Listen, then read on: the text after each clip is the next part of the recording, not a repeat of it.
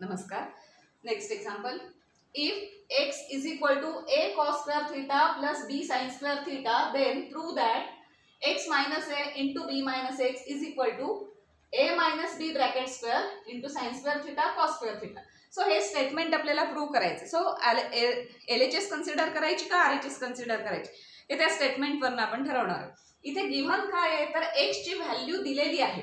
त्यामुळे जर आपण LHS कन्सिडर केली तर ह्या LHS मध्ये आपल्याला x ची व्हॅल्यू इथे सबस्टिट्यूट करता येईल. त्यामुळे ते इझी होईल. आणि मग दोन ब्रॅकेटच आहेत फक्त.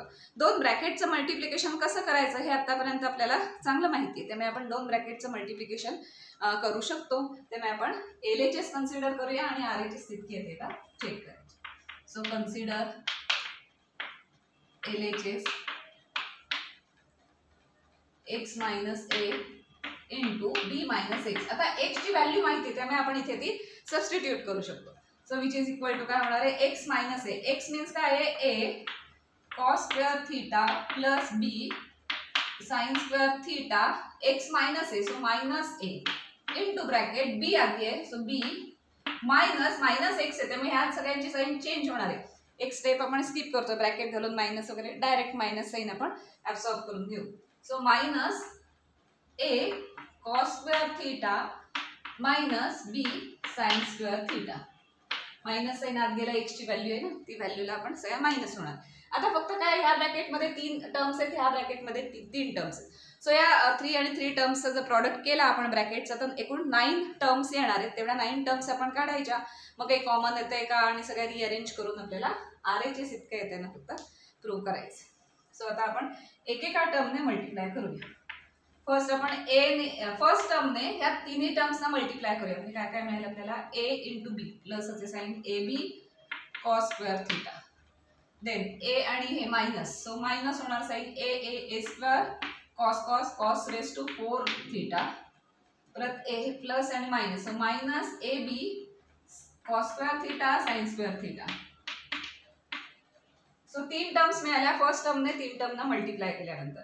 त्याच्यानंतर आपण सेकंड टर्मने 3 टर्म्सना मल्टिप्लाय करूया. सो बी बी म्हणजे plus B square and sine square theta B into हे B sine square theta. B square sine plus बी स्क्वेअर साइन स्क्वेअर थीटा परत B plus minus. So minus A B sine square theta cos square theta. सेकंडने सेकंडला multiply केलं याला. Then सेकंडने थर्डला multiply करायचं. Minus sign राहील बी स्क्वेअर होईल and sine raise to 4 theta. So अजून 3 टर्म्स मिळाल्या सेकंड टर्मने मल्टिप्लाय केल्या. आता या ए ने रिमेनिंग टर्म्सना सगळ्या टर्म्सना मल्टिप्लाय करायचं. मायनस येणार साइन मायनस ए बी मायनस मायनस प्लस होईल प्लस ए स्क्वेअर कॉस स्क्वेअर थीटा आणि minus minus plus a b and sine square theta. आता आपण काही आयडेंटिटीज यूज करता येतात का बघणार आहोत. त्याच्यानंतर काही सिमिलर टर्म्स असतील तर त्या क्लब करून त्याचे ॲडिशन सबट्रॅक्शन काही पॉसिबल आहे काही कॅन्सल होत आहेत का वगैरे चेक करायचं आणि सगळं रिअरेंज वगैरे केल्यानंतर RHS येते ना प्रूव्ह. सो आता आपण इथे ऑब्झर्व केलं तर minus A B sine square cos square same आहे आणि minus A B sine square cos square same पण हे सेम आहेत. हे कॅन्सल होत नाही आहेत कारण याची पण मायनस साइन याची पण minus sine. So minus 2ab cos square sine square असं ते होणार आहे ॲडिशन होणार आहे तुमची. आता इथे AB cos स्क्वेअर थीटा आणि इथे AB sin स्क्वेअर थीटा आहे. सो ह्या दोन टर्म्स आपण एकत्र आणू. कुठल्या टर्म्स एका ठिकाणी घ्यायच्या ते आपण घेऊया आधी आणि नंतर मग त्याच्यातनं आपल्याला काही फॉर्म्युले वगैरे अप्लाय करायचे ते करणार. सो फर्स्ट आणि लास्ट टर्म एकत्र घेऊ. डायरेक्ट लिहिलं तरी चालेल पण इथे घेऊ आपण cos square theta. Last term is plus AB sin square theta. हे का करतोय आपण कारण cos square theta sin square theta is equal to 1 हे पुढे आपल्याला लिहिता येईल. सो ह्या दोन टर्म्स एकत्र आल्या. इथे 9 टर्म्स येतो. पुढच्या स्टेपला पण 9 टर्म्स येत आहेत ना सगळ्या चेक करा ना. तर एखादी मध्येच मिस होईल मग चुकेल पुढचं सगळं. देन कॉस स्क्वेअरचे आपण एकत्र आणूया. ते कोणते आहेत इथे ही कॉस स्क्वेअरची आणि ही कॉस स्क्वेअर ही विथ साइन घ्यायचं आहे. Minus A square cos raise to 4 theta plus A square cos raise to 2 theta. कॉसच्या टर्म्स झाल्या. साइनच्या टर्म्स एकत्र आणू. ही साइनची आहे आणि ही साइनची म्हणजे काय आलं प्लस बी स्क्वेअर साइन स्क्वेअर थीटा आणि ही minus B square sine raise to 4 theta.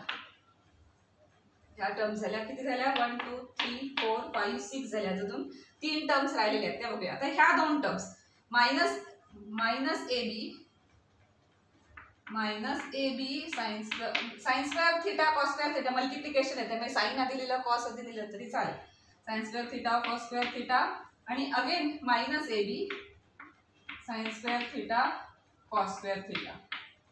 किती झाल्या? 8 टर्म्स झाल्या ना. 1 2 3 4 5 6 7 8 टर्म्स राहिल्या. आता ही राहिली शेवटची मायनस ए बी. सो 9 टर्म्स या स्टेटमेंटमध्ये होत्या. त्याच सगळ्या 9 टर्म्स आल्या. फक्त आपण थोड्या रिअरेंज केल्या कारण आपल्याला काही फॉर्म्युले अप्लाय करता येतील किंवा कुठे ॲडिशन सबट्रॅक्शन पॉसिबल आहे का ते वगैरे बघता येईल. आता आपण फक्त ते सॉल्व्ह करूया.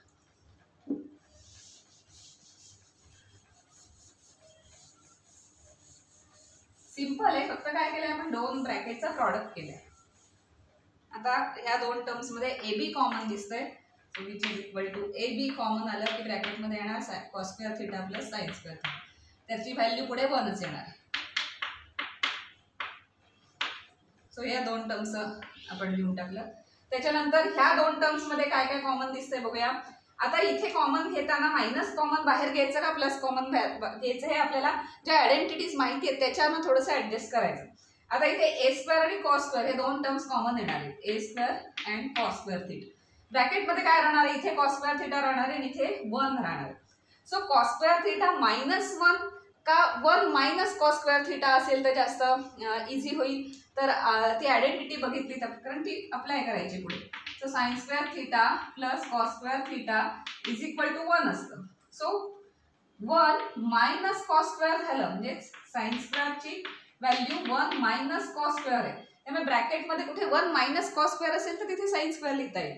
मग 1 मायनस कॉस स्क्वेअर होईल. अशा पद्धतीने हे जे काय असेल कॉमन असेल ते बाहेर काढायचं. मग 1 इथे राहायला हवा जो प्लस असायला हवा आणि मायनस इथे राहायला हवा त्याला कारण त्याला कॉस स्क्वेअर आहे. सो मायनस साईन नाही बाहेर काढायचं प्लस साईन बाहेर काढायचं प्लस ए स्क्वेअर कॉस स्क्वेअर थिटा. मग याला होईल मायनस कॉस स्क्वेअर थिटा आणि ह्याला साईन राहील +1. सो या 2 टर्म्स झाल्या. सिमिलरली इथे पण तेच करायचं आहे. बी स्क्वेअर साइन स्क्वेअर थिटा आणि रेज टू 4 आहे. तर त्याच्यातून बी स्क्वेअर आणि साइन स्क्वेअर कॉमन येणार आहे. पण 1 मायनस साइन स्क्वेअर थिटा असेल तर त्याचं कॉस स्क्वेअर लिहिता येईल. त्यामुळे 1 मायनस साइन स्क्वेअर करण्यासाठी त्यातनं कॉमन काय घ्यायचंय प्लस बी स्क्वेअर कारण इथे म्हणजे 1 राहील आणि इथे मायनस साइन स्क्वेअर राहील. सो नेक्स्ट इज प्लस असा कॉमन घेतला आपण B square sine square theta into bracket काय काय रिमेनिंग आहे 1 मायनस साइन स्क्वेअर थिटा. आता हे तिथे एक्सप्रेशन बघितल्यावर आपण ठरवायचं की काय आपल्याला करायला लागेल. इथे जसं 1 मायनस कॉस स्क्वेअरची व्हॅल्यू लिहिता येईल म्हणून आपण अशा पद्धतीने प्लस कॉमन घेतला. इथे पण 1 मायनस साइन स्क्वेअरची व्हॅल्यू लिहिता येऊ शकते म्हणून आपण इथे प्लस साइन बाहेर घेतली. तर ह्या टर्म्स झाल्या. आता काय राहिलंय ह्या 2 टर्म्स. ह्या 2 टर्म्स सेम आहेत अगदी त्यामुळे त्याची ॲडिशन होणार मायनस साइन तसंच राहणार -2 A B sine square theta cos square theta आणि आता सगळ्या टर्म झाल्या. आता फक्त ही मायनस ए बी राहिली मायनस ए बी. सो सगळ्या 9च्या 9 टर्म सगळ्या ऍडजस्ट झाल्या किंवा झाल्या ना एकदा चेक करायचं आणि मग पुढे आता ह्या टर्म मध्ये काही फॉर्म्युले वगैरे काही अप्लाय करता येतात का बघूया. सो या सगळ्या ब्रॅकेटचा आन्सर काय असतं 1. So 1 into plus a b and 1 into plus a b म्हणजे ए बी ना नुसतं आणि इथे मायनस ए बी. सो हे आणि हे कॅन्सल झालं विच इज इक्वल इथे A square cos square theta आहे अँड ब्रॅकेट मध्ये काय होणार याची 1 मायनस कॉस स्क्वेअर मीन्स काय असतं साइन स्क्वेअर थिटा. त्याची व्हॅल्यू आपण इथे फक्त लिहिली. इथे प्लस बी स्क्वेअर साइन स्क्वेअर थिटा आहे into 1 minus sine square theta means cos square theta -2 A B sine square theta cos square theta. काय काय राहिले काय काय आले ते आता बघूया.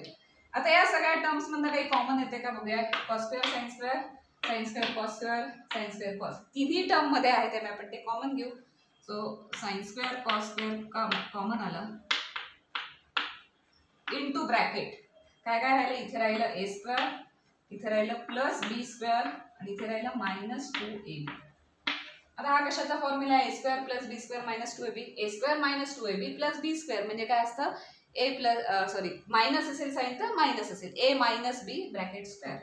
So which is equal to sine square theta cos square theta into A minus B bracket square. आणि एक्झॅक्टली तीच आपली RHS आहे. फक्त हे काय साईन कॉस इकडे लिहिलं काय किंवा इथे मल्टिप्लिकेशन मध्ये आहे ना, त्यामुळे चालेल. R is equal to RHS hence proved. Same to same RHS आहे, फक्त हे साईन आणि कॉस ते इंटरचेंज केलं तरी चालतं, प्लसला किंवा मल्टिप्लिकेशनला चालतं. सो ही RHS आपली आलेली आहे. हेन्स ते स्टेटमेंट जे काय असेल ते प्रूव्ह झालेलं आहे.